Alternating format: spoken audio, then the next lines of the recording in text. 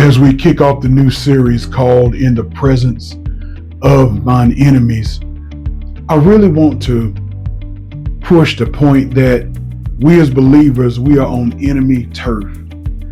We're on enemy turf because the Bible teaches us that we were designed to rule this world in conjunction with God.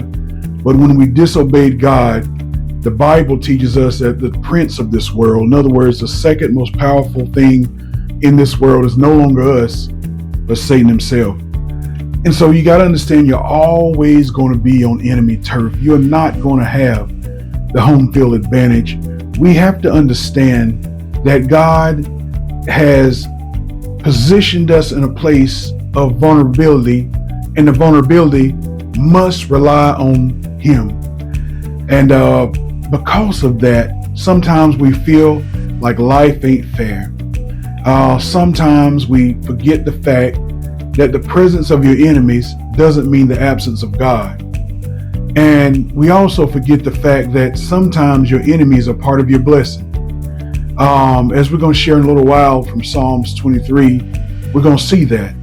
But there's an old story about, and I've used this before, there's an old story about codfish in the early days before refrigerated rail cars and all of this stuff. They had a problem because they wanted to ship codfish all over the country from where it was native to, but every time they would send the codfish out, they would arrive in that tanker, most of them dead. Those that didn't die were very flaccid.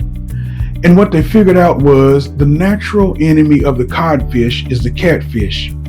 And so when they loaded up those tankers with water and put those codfish in the water, they dropped just a few catfish into the tank along with the cod. And bless God, when the cod tanker arrived all the way on the other side of the country, the cod were vibrant and fresh. The reason they were vibrant and fresh because their enemy was part of their blessing. And God allows our enemies to be in our lives sometimes to make us stronger, smarter, better. Because without something to prod us, we would just sit there and become flaccid and weak. And I want to share a scripture with you coming from Psalms chapter 23, verse 5. And you'll find these words recorded. I'm reading from the New International Version. You prepare a table before me in the presence of my enemies. You anoint my head with oil.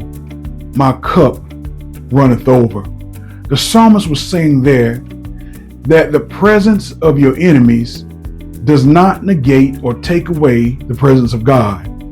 Sometimes God allows the enemy to come to your party as an uninvited guest, that you might be able to appreciate that those that are with you are greater than those that are against you. And the psalmist said that you anoint my head with oil, my cup overflows. And he said, and you prepare a table before me in the presence of my enemies.